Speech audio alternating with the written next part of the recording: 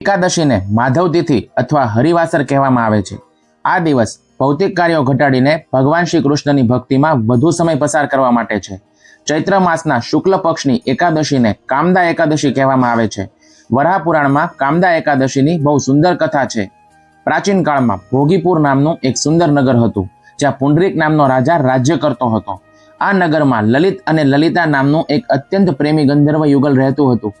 એક દિવસ રાજા પુંડરીકની સભામાં લલિત ગાયન કરી રહ્યો હતો। ગાતી વખતે અચાનક તેને પોતાની સુંદર પત્ની લલિતાનું સ્મરણ થઈ આવ્યું, જેના કારણે તેના ગાયન અને રાગમાં ભૂલ પડી ગઈ। સભામાં બેઠેલા કરકોટક નામના નાગે આ ભૂલ પકડી પાડી અને રાજાને ફરિયાદ કરી। રાજા પુંડરીક ક્રોધિત થઈ ગયો અને તેણે લલિતને શ્રાપ આપ્યો, તું તારી પત્નીના કામાતુર વિચારોમાં ખોવાઈને તારું કર્તવ્ય ભૂલી ગયો છે, તેથી તું ભયંકર મનુષ્ય ભક્ષી રાક્ષસ બની જા।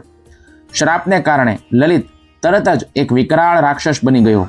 તેની પત્ની લલિતા પોતાના પતિની આ દુર્દશા જોઈને અત્યંત દુઃખી થઈ ગઈ। તે પોતાના રાક્ષસ પતિની પાછળ પાછળ ભટકતી રહી। ફરતા ફરતા તે વિંધ્યાચલ પર્વત ઉપર શૃંગી ઋષિના આશ્રમમાં પહોંચી। લલિતાએ રડતા રડતા ઋષિને પ્રાર્થના કરી કે તેના પતિને આ શ્રાપમાંથી મુક્ત કરવાનો કોઈ ઉપાય બતાવે। દયાળુ શૃંગી ઋષિએ કહ્યું, હે પુત્રી, ચૈત્ર માસના શુક્લ પક્ષમાં કામદા એકાદશી આવે છે। તું આ એકાદશીનું કઠોર વ્રત કર અને તેનું પુણ્ય તારા પતિને અર્પણ કર। આ વ્રતના પ્રભાવથી તે ચોક્કસ શ્રાપ મુક્ત થશે। લલિતાએ ઋષિના માર્ગદર્શન મુજબ પૂર્ણ શ્રદ્ધાથી કામદા એકાદશીનું વ્રત કર્યું। વ્રતના પારણાના દિવસે તેણે ભગવાન વાસુદેવ સમક્ષ પ્રાર્થના કરી કે આ વ્રતનું તમામ પુણ્ય તેના પતિને મળે। પુણ્ય અર્પણ થતાં જ લલિત રાક્ષસ યોનિમાંથી મુક્ત થઈને ફરીથી પોતાના સુંદર ગંધર્વ સ્વરૂપમાં આવી ગયો। અંતે બંનેએ સુખપૂર્વક જીવન વિતાવીને વિમાનમાં બેસીને વૈકુંઠ ધામની પ્રાપ્તિ કરી। કામદાનો અર્થ છે બધી જ ઈચ્છાઓ પૂર્ણ કરનારી। આ એકાદશી બ્રહ્મહત્યા જેવા ભયંકર પાપોનો નાશ કરે છે અને કોઈ પણ પ્રકારના શ્રાપ કે રાક્ષસી યોનિમાંથી મુક્તિ અપાવે છે। જે વ્યક્તિ શ્રદ્ધાપૂર્વક આ વ્રત કરે છે તેની તમામ સાત્વિક ઈચ્છાઓ ભગવાન શ્રી હરિ પૂર્ણ કરે છે। અંતે આ વ્રત જીવને જન્મ મૃત્યુના ચક્રમાંથી મુક્ત કરીને ભગવાનના પરમધામ વૈકુંઠમાં લઈ જાય છે। શ્રીલ પ્રભુપાદ હંમેશા સમજાવતા કે એકાદશીનો મુખ્ય હેતુ માત્ર શારીરિક ઉપવાસ નથી, પરંતુ ઇન્દ્રિયોને ભગવાનની સેવામાં જોડવાનો છે।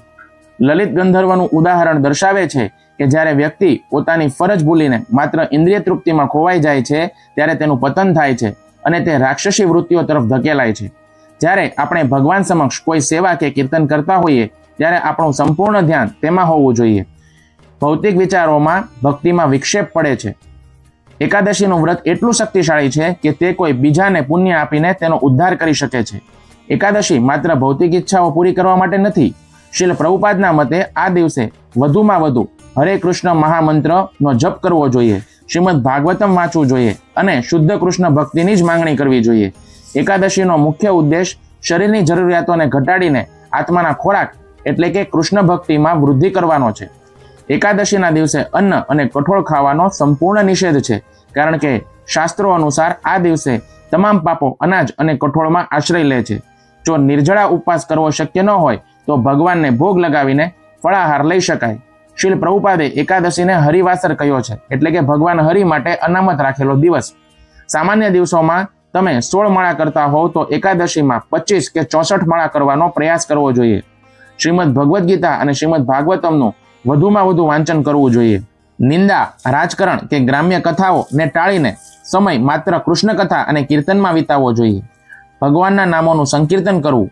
એકાદશીનું પૂર્ણ ફળ ત્યારે જ મળે છે જ્યારે બીજે દિવસે એટલે કે દ્વાદશીના દિવસે યોગ્ય સમયે પારણા કરવામાં આવે। વૈષ્ણવ કેલેન્ડરમાં આપેલા નિશ્ચિત સમયગાળામાં અનાજનો ભગવાનને ભોગ લગાવીને પ્રસાદ ગ્રહણ કરીને વ્રત ખોલવું ફરજિયાત છે। આપ સૌને કામદા એકાદશીની હાર્દિક શુભકામનાઓ। હરે કૃષ્ણ।